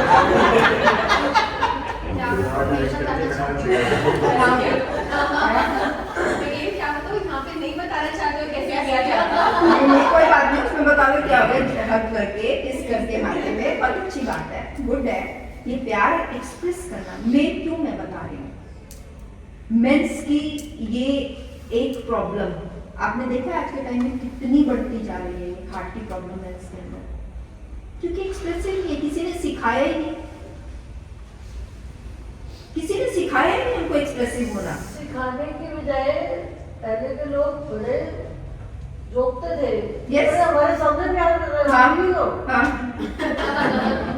मारे तो अच्छा है, लोग थप्पड़ मार दो बीवी को अच्छा है, माँ बाप के सामने प्यार नहीं करना, पहले नहीं, आज शर्म नहीं रह गई है। अरे हमारे टाइम में काहे की शर्म भैया, अगर उसने अपने माँ बाप के सामने जप्फी पा ली है, गोद में उठा लिया तो वो गुलाम बन गया। यही तो साइकिल हमें ब्रेक करना है, हमें उस तरह की मदर बनना है कि अगर वो बीवी को दिन में एक बार गोद में न उठाए तो उसके कान पे खचाक के मारो, तूने पाया तुमने आज उसको गोद में, तूने पारी करी, लड़ते हैं तो बहुत दर्द होता है, क्यों लड़ रहे हैं? तुम लड़ो से मैं घर से उठा के बाहर फेंक देना, इसका बोरिया बिस्तर अब बना बांध लो, चल बाहर। पति से कभी लड़ाई नहीं करी, बोल के लड़ाई नहीं करी, ये प्रूफ शायद तुम भी जानते हो। बोल के लड़ाई नहीं करी, वो फिर अंदर इतनी लड़ाइयाँ कर ली ना आपने अपने आप से। बोल के लड़ना भी अच्छा हो ना, जब नहीं नहीं बिल्कुल अच्छा आंटी, मैं यहाँ पे आपको करूंगी। हाँ देखो, एक होती है हेल्दी लड़ाई, देखो मैं बताती हूँ, जो मैंने अपने, मैं नहीं कह रही कि मैं बहुत समझदार हूँ, मैं आपसे भी कुछ सीख रही होंगी, लेकिन मेरा ऐसा मानना है एक हस्बैंड वाइफ का रिश्ता इस दुनिया का सबसे डिफरेंट रिश्ता होता है और सबसे बड़ा कार्मिक ही वही होता है। बाकी सारे रिश्ते नाते आप देखो टाइम के अनुसार छूट जाते हैं। माता पिता, भाई बहन, यारी दोस्ती सब छूट जाते हैं। आपका सबसे ज्यादा 90%, मैं 10% की बात नहीं कर रहा हूँ, आजकल जो डिवोर्स की रेशियोज बढ़ गई हैं या जिनके हो जाते हैं टाइम से हो जाते हैं उनका उसके साथ, क्योंकि मेरा ऐसा मानना है, क्योंकि हमारा वेद कहते हैं कि जिस इंसान के साथ आपका सबसे ज्यादा कार्मिक होगा वही आपकी लाइफ में सबसे ज्यादा रहेगा। तो एक हस्बैंड वाइफ ही सबसे ज्यादा रहते हैं। अगर किसी का डिवोर्स हो जाता है तो उसका समझ लो उसके साथ उतना ही कार्मिक था, खत्म। अगर वो सबसे ज्यादा रहते हैं और हमको ये पता लग गया है कि हमारा कार्मिक आपस में सबसे ज्यादा है, तो अगर हम एक साधक बुद्धि हैं तो हम लड़ेंगे, अपनी अपनी बात रखेंगे। मैं क्यों स्ट्रेस इमोशंस रखूं? लेकिन हमारा लड़ने का तरीका, आप लड़ तब सकते हो जब सामने वाला भी साधक बुद्धि हो, जब वो समझता हो इन चीजों को कि भाई तू कई बार घर से आई है तो तेरे अंदर कोई गुस्सा क्रोध पड़ा है, तू अभी बच्चे की माँ बनी है, तेरे कितने हार्मोन चेंज हुए हैं, ये सारी नॉलेज कौन देगा? ये एक माँ का फर्ज बनता है। अगर मेरा बच्चा है ना, मैं उसको आज की तारीख में एक ही चीज कहती हूँ, अगर वो अपनी बहन को संभालेगा था, तू अगर अपनी बहन के गुस्से को नहीं ओढ़ सकता ना बेटा, तू जिंदगी में जनानी नहीं रख सकता, ये ध्यान रखिए। वो अगर मेरे को कोई भी आपकी बात कह देना कि मम्मी नन्ही ऐसे करिए, संभाल, तेरी ड्यूटी है। तू अगर अपनी माँ और बहन को खुश नहीं रख सकता तो भूल जाइए बेटा, मेरे को नहीं किसी घर की लड़की लाके दुखी करनी है। तू हमको संभालना सीख। हमने कब समझाया ये? हम तो कुछ और ही लेसन्स दे रहे अपने बच्चों को। अगर वो रोटी बना के आ रही है, कल मुझे शाम को कह रहा है मेरे साथ कंबल में लेटी हुई थी जब भी बाके, इसने चाय बोली, उसको नानी ने इसको चाय बोली कि नन्ही चाय बना दे। बात चाय बनाने गई, ये जा रहा था पतंग उड़ाने, शाम को बोला मेरे को आधे घंटे का टाइम देना, मैं पतंग उड़ा करता हूँ। मैंने नन्ही को बोला नन्ही तो मेरे पास कंबल में आ, क्योंकि पैम्परिंग करना पड़ता है, तो ना कहो तो मेरी गला घोट देती है। तो मैंने बोला आजा तू मेरे साथ कंबल में लेट, तो मैंने इसको लेटाया। बोले चाय बनाने की, मैंने चाय वो बनाएगा। मेरे को आके कहता मैं क्यों चाय बनाऊं, ये क्यों नहीं चाय बनाएगी? मैंने कहा तू ही चाय बनाएगा, और तू क्यों नहीं बनाएगा ये बता जरा, तू कौन सा चौधरी लगा है यहाँ पे? अब तू ही चाय बना, और हम माँ भी कंबल में लेके तो चाय बना के लेके हमारे लिए। हम क्यों नहीं सिखाएंगे? ये हमको सिखाना पड़ेगा। और अगर हम ये चीज सिखा देंगे तो कभी भी, ये गारंटी आंटी, हमारे आने वाली पीढ़ी के हस्बैंड वाइफ के रिश्ते दी बेस्ट रिश्ते होंगे, दी बेस्ट रिश्ते। हमारे जो परिवारों में आने वाली औलादें आएंगी ना, वो दी बेस्ट डिवाइन सोल्स आएंगी, डिवाइन सोल्स आएंगी। अभी तो हमने कुत्ते बिल्ली की तरह पैदा किए बच्चे, में साफ कह रही हूं आंटी, हमें कोई ज्ञान नहीं, कोई समझ नहीं है। तो शुक्र है हमारे गुरु का, शुक्र है जिसने हमें पशु से इंसान तो एटलीस्ट बनाया। हम नर से नारायण तो कब बनेंगे पता नहीं, पर उसने पशु प्रवृत्ति से इंसान जरूर बना दिया, जीने लायक बना दिया उसने, कि हम जी रहे हैं, अवेयरनेस से जी रहे हैं, वरना तो हम जी भी नहीं रहे थे। हम तो सिर्फ एक वो जिंदगी काट रहे हैं। तू आ, तेरे को बताता हूँ।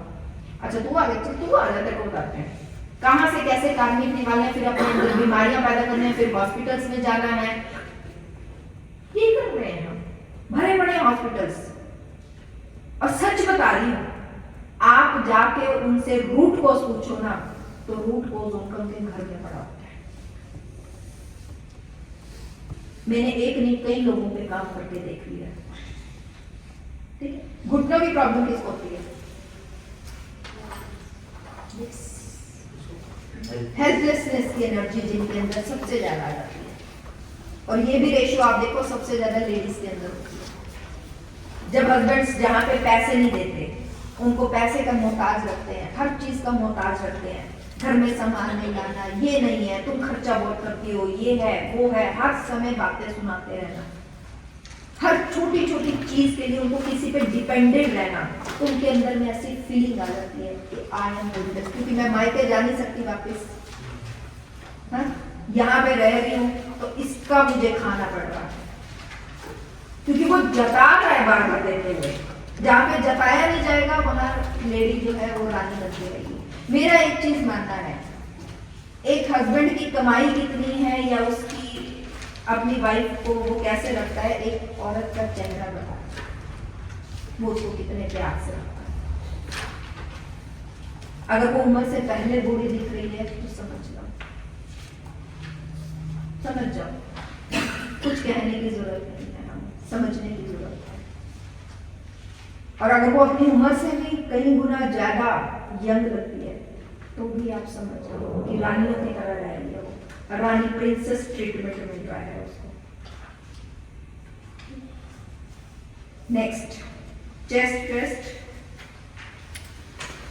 यहाँ पे रोग कब आता है, क्या बोलते हैं इसको, ब्रोंको बीमारियों में नाम आते हैं मुझे, ये बताइए यहाँ पे रोग होता है, किसको हो जाता है, इजी दमा, हाँ किसको होता है, दमा, अस्थमा, किसको होता है,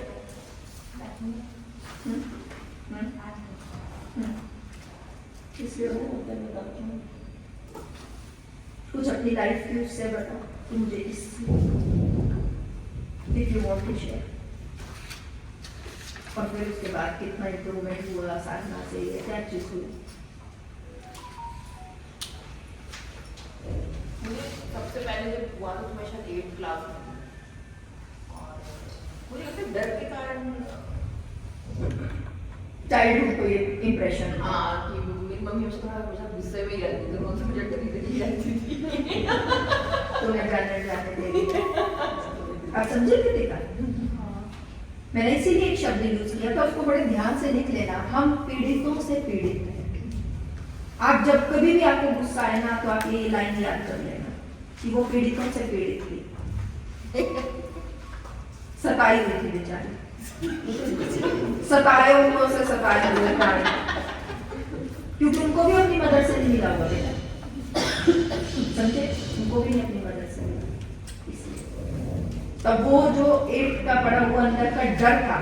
अब आपने कभी देखा है, तब पहले बचपन में हम वो लुकन मिट्टी खेलते थे और जाके किसी उसके पीछे दीवार पे छुप जाते थे और हम देखते रहते थे कोई आया तो कोई आया तो कोई आता नहीं, फिर जैसे ही वो पास आने लगता था दिल की धड़कन ऐसे हो जाती थी, होती थी कि नहीं, मतलब डर। ये स्कूल में काम नहीं करके गए और सवेरे जाना स्कूल, अब कोई ना तुम्हारा पांसा पैंतरा चल रहा, बुखार है, पोटियां लगी हुई हैं, मम्मी कह रही है स्कूल जा, दिल धक धक धक धक, जैसे ही 4th पीरियड की बेल बजी दिल धक धक धक धक धक धक, बस पता है संडे को, वेडनेसडे और संडे को भी होता है, जरा बोलते हो टेस्ट लेना है, मुझे तो पता नहीं था मैं इतनी दवा में उसका लेती थी, अरे वो कोई नहीं क्या जमा कहते हैं चेक करेंगे कौन लेके आए, कौन लेके सब यही सोचते हैं पहला नंबर किसका आएगा, बस मुझसे ज्यादा टाइम निकल गया। अच्छा हमारी जान आएगी तो लगा रहे यार आप तो बच गए, अब मैं समझ गई, हाँ मेरे बोलने का भाषण का ये फायदा उठाते हैं। लंग्स और ये जो हमने इसमें ऊपर जो ये लिखा था ना चेस्ट का, इसमें दोनों ही डर के कारण आते हैं। बहुत ज्यादा एक्सेस फियर किसी भी चीज का आपके अंदर रहेगा, पहले वो यही पैदा करता है, क्योंकि देखिए हमेशा याद रखना हर एक रोग का एक टाइम पीरियड होता है। अगर उस टाइम पीरियड तक आपने उस इमोशन को बाहर नहीं निकाला और उसने एक जगह पे आपका कब्जा कर लिया, और जैसे जैसे वो फैलता जाएगा बढ़ता जाएगा, तो अब उसने एक ऑर्गन पे तो कब्जा कर लिया है, अब वो दूसरे किसी ऑर्गन पे कब्जा करेगा, समझे। तो इसीलिए इससे पहले कि वो किसी और ऑर्गन तक पहुंचे, आपको ध्यान करके उसको बाहर निकालना है। नेक्स्ट हार्ट किसका ब्लॉक होता है बता ही दिया, पैंक्रियास का भी मैंने बता दिया आपको, स्वादिष्टान से रिलेटेड जब भी कोई इशू होगा उसमें। लिवर का जो ऑर्गन जिस चक्रा के पास है बड़े ध्यान से समझ लो, उससे रिलेटेड प्रॉब्लम और आपका वो ऑर्गन खराब। नेक्स्ट कमर में दर्द होता है बेटा, सबसे ज्यादा कमर में दर्द होता है जब कोई बड़ी पेनफुल मेमोरीज, कमर में दर्द नहीं, कहीं भी शरीर में अगर दर्द रहता है आपको, या थोड़े थोड़े टाइम के बाद आपको पेन होता रह जाता है, कभी कमर में हो गया, कभी शोल्डर में हो गया, कभी यहाँ बाजू में हो गया, कभी कलाई में हो गया, कहीं पे भी रैंडम बॉडी में कहीं पे भी होता रहता है और स्पेशली कमर में ही रहता है। कुछ पेनफुल मेमोरीज आपने अपने पास रखी हुई है, कौन सी रखी हुई है? हम निकाले बता, कौन सी है बताओ। नहीं उसमें पापा की पूछी थी, पापा का पहले बहुत दर्द था। फिर वो खेलते नहीं थे, मैं जो पापा काम से आते हैं ना तो मैं पूछती थी पापा खेलोगे? पापा नहीं थक गया कमर में दर्द है। हाँ देखो बेटा, अब हमें ये कमर दर्द जो है वो किसी भी दर्द का ना, देखो जैसे क्या होता है, एक होता है हमको खांसी जुकाम हो गया है ना, अब खांसी जुकाम हुआ किस कारण हुआ कि बाहर का एनवायरनमेंट ऐसे चेंज है, सर्दी हो रही है और हमको खांसी जुकाम हो गया 3-5 दिन के लिए, ठीक है। एक हुआ कि मेरे को खांसी जुकाम 12 महीने ही रहता है, समझे मेरी बात, 12 महीने ही रहता है कि जरा सा मैंने कुछ ठंडा खा लिया और मुझे कोल्ड कफ हो गया, इसका मतलब ये मेरे कोई अंदर पड़ी हुई प्रॉब्लम है। अगर मुझे बाहर के माहौल के अकॉर्डिंग कि आज ठंड थी और मुझे आज हो गया और 6 महीने तक नहीं हुआ, फिर दोबारा कुछ सर्द गर्म हुई 6 महीने बाद तब जाके हुआ।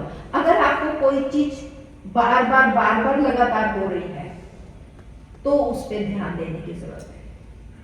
अगर उनको कमर दर्द लगातार बार हर रोज, हर 2 दिन बाद, 4 दिन बाद, 5 दिन बाद, हफ्ते बाद, 10 दिन बाद यही बोले जा रहे हैं कमर दर्द है, तो फिर हमें ध्यान देने की जरूरत है। और अगर वो कभी बोलते हैं या खेलने से बचने के लिए तुम्हारे साथ बोल देते हैं कि बेटा मैं बहुत थक गया आज चेयर पे सारा दिन बैठ के, है ना, तो फिर इसका मतलब वो अभी मजाक वाला चल रहा है, मतलब वो कमर दर्द नहीं है, वो थकावट है। तो हमें थकावट में, डिसीज में और अंदर गहरे डिसीज में हमेशा एक चीज का ध्यान रखना, सारे चीज इसको बड़े ध्यान से नोट कर लेना। फ्यूचर की आपकी बेटरमेंट, चाहे वो हेल्थ की हो, चाहे वेल्थ की हो, किसी भी चीज की हो, आपके फ्यूचर की बेटरमेंट आपके पास्ट की बेटरमेंट में छुपी हुई है। यानी आपके फ्यूचर का जो भी अच्छे से अच्छा बेस्ट रिजल्ट है वो आपके पास्ट के कड़वाहट में छुपा हुआ पड़ा है। अच्छा, बहुत ही अच्छी लाइन है। इसलिए हमेशा इस चीज पे ध्यान रखना। और इससे बड़ी बात, आपके फ्यूचर की बेटरमेंट आपके पास्ट की बेटरमेंट में छुपी हुई है, उसके लिए प्रेजेंट में बेटर रहना बहुत जरूरी है।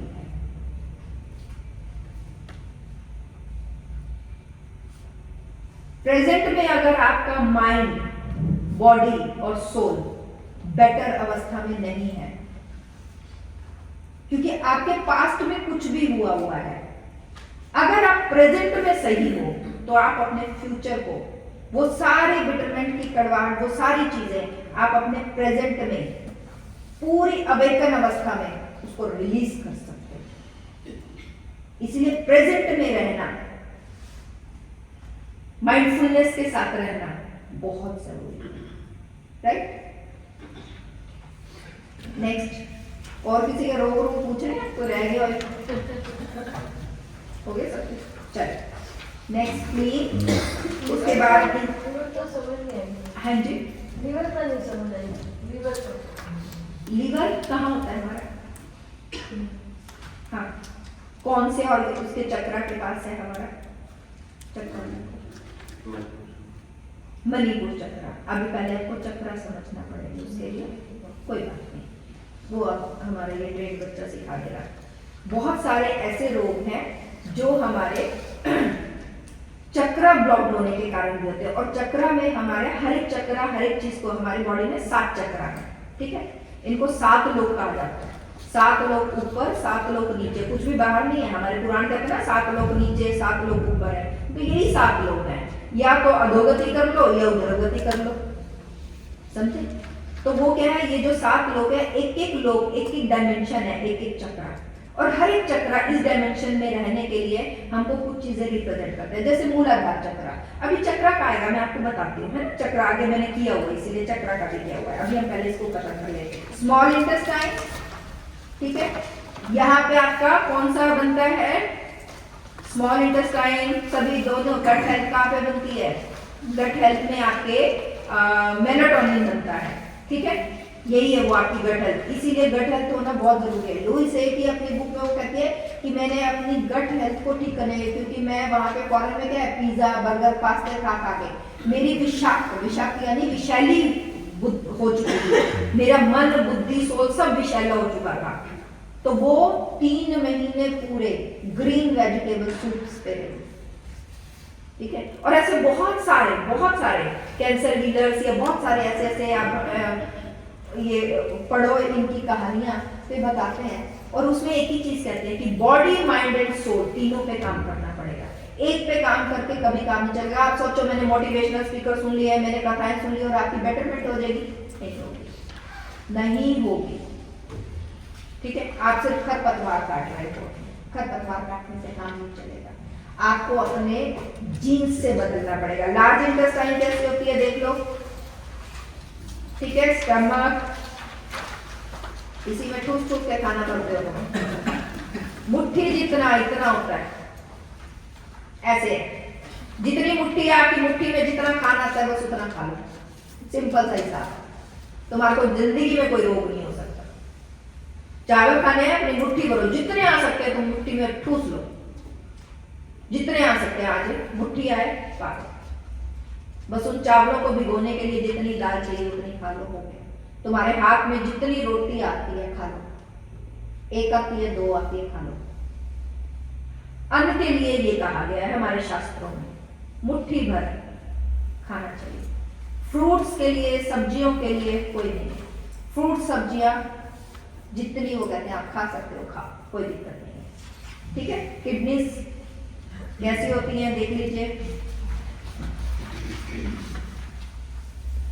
ये नेक्स्ट कौन सी एड्रेनल ग्लैंड है, ये बताई हुई है कहाँ पे होती है। इसकी प्लेसमेंट भी देखते जाना बॉडी में बहुत जरूरी है। ये मैं इसलिए दे रही हूँ कि अगर आपको कल को कभी भी कहीं पे भी अपनी बॉडी के किसी भी पार्ट को हील करना है, हीलिंग कैसे करनी है वो तो मैं भी सिखा दूंगी आपको, है ना। नेक्स्ट हो गया यूरिनरी ब्लैडर, उसके बाद हो गया मेल रिप्रोडक्टिव ऑर्गन, फीमेल हो गया, ये बूम हो गई, ठीक है, फ्लोपियन ट्यूब्स हो गई। ये जिन लोगों की आपने सुना होगा ना, लेडीज की बहुत सारों की ये जो है ट्यूब बंद हो जाती है जिसके कारण प्रेगनेंसी नहीं हो पाती है ना। अब एक आध बात तुम्हें बड़ी खतरे की बता देती है। इसका रोग का रूट कोज पता है कहाँ छुपा होता है? मैंने ऐसे केस कहीं हैंडल किए हैं और वो केस हैंडल करने के बाद मुझे पता लगा इसका रूट कोज छुपा होता है पितरों में, पितरों के डीएनएस में पितरों की जो एनर्जी है वहाँ पे छुपा होता है। जिन लेडीज को प्रेगनेंसी नहीं हो पाती, बच्चे नहीं हो पाते और उनके घरों की कुंडलियों में बहुत ज्यादा पीक लेवल के पितृ श्राप होते हैं। और बहुत सारों की तो लेडीज के ऐसा देखा है यहाँ इन ट्यूब्स में ही जो है पितरों की एनर्जी पड़ी होती है। ये थोड़ा सा अलग चैप्टर हो जाएगा तो फिर भी तुमको थोड़ा सा समझाने के लिए बता रही हूँ। नेक्स्ट ससुराल के पितरों की एनर्जी जाएगी, ससुराल की भी जाएगी और पीछे से भी अगर किसी लड़की के भी घर में है तो बहुत ही ज्यादा हो जाएगी। अगर सिर्फ इधर ससुराल की है तो एक आधा बेबी हो जाएगा, लाइक लड़की हो जाएगी, ठीक है, एक आधी ट्यूब मतलब एक साइड बंद भी होगी तो कुछ ऐसा हो जाएगा कि एक बच्चा हो गया और वो भी लड़की होगी। अगर दोनों साइड से पितृ दोष है और जीन्स में ये पड़ा हुआ बहुत पितृ नीच की योनि में गए हुए हैं तो फिर यही हो जाता है। बहुत बार आपने ऐसा देखा होगा कि पूरी बॉडी ठीक है, सब रिपोर्ट्स ठीक आ रही हैं, उसके बावजूद भी नहीं हो रही, उनका रूट कॉज पड़ा होता है डीएनए। वहां पे पितरों का हमें जो है वो सारा हील करना होता है। नेक्स्ट मसल्स हो गया, एल्बोज हो गई, फटाफट देखते जाओ, ये रिस्ट हो गई, तुम्हारे हाथ हो गए, फिंगर्स हो गई, शोल्डर्स हो गए, शोल्डर बैक हो गई। अच्छे से अपनी आंखों में बसा लो अपना होगा। तुम्हें तो सदियां हो गई होगी कभी शीशे में अपने पैर की चिच्ची उंगली भी देखते हुए, जब उसके ऊपर चोट लगेगी फिर तुम देखोगे।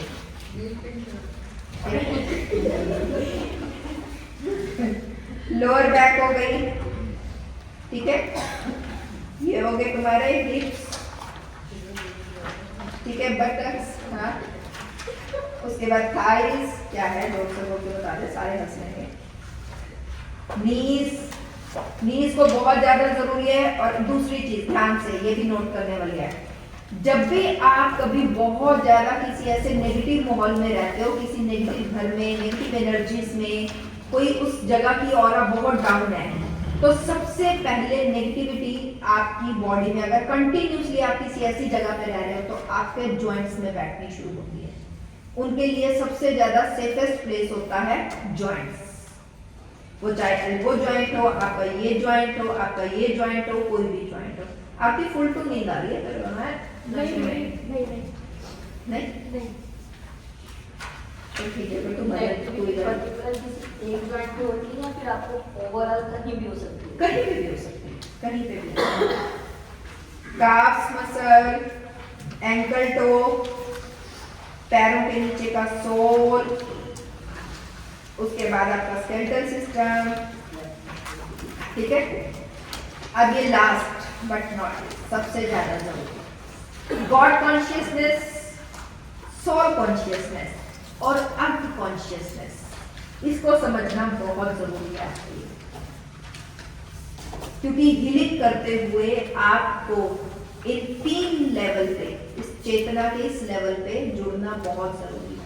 उस परम चेतना से, इस चेतना को, और धरती की चेतना से, क्योंकि हम इस धरती के प्राणी हैं, तो धरती की कॉन्शियसनेस से तो हम, क्योंकि जिसको आप गुरुत्वाकर्षण साइंस में बोलते हैं ना, हम कोई ऐसी चीज है जो हमें बांधे हुए है यहाँ, है ना, तो धरती की इस कॉन्शियसनेस से जुड़ना बहुत जरूरी है। दूसरा सिंपल भाषा में समझो तो धरती का सब कुछ ले लेती है और फिर रिप्रोड्यूस क्या करके देती है हमें, सुंदर सुंदर फूल, सब्जियां, सब कुछ, है ना। गरम गरम लावा भी फूट के आता है, तो फिर उसके बाद पता लगता है वो क्रिस्टल्स, कितनी तरह के ये जेमस्टोन्स, क्या क्या कुछ नहीं मिलता हमें धरती माँ से, है ना। ग्रेटिट्यूड पे कभी नहीं करते हैं, कभी ध्यान नहीं रहता। फॉरगेटरी लड़के कितने 20-20 मरले की, 5-5 मरले की कोठियां बना के बैठे हुए वहां पे, ग्रेटिट्यूड कभी नहीं पे करते हैं। प्रॉपर्टियों पे प्रॉपर्टियां ले लेते हैं, ग्रेटिट्यूड पे कभी नहीं कर लिया करो कभी कभी। आपकी aura, inner aura, outer aura,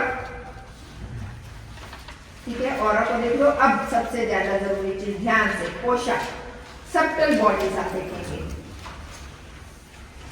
subtle bodies को देखना बहुत जरूरी है, क्योंकि कोई भी रोग डायरेक्ट स्थूल शरीर में नहीं आता।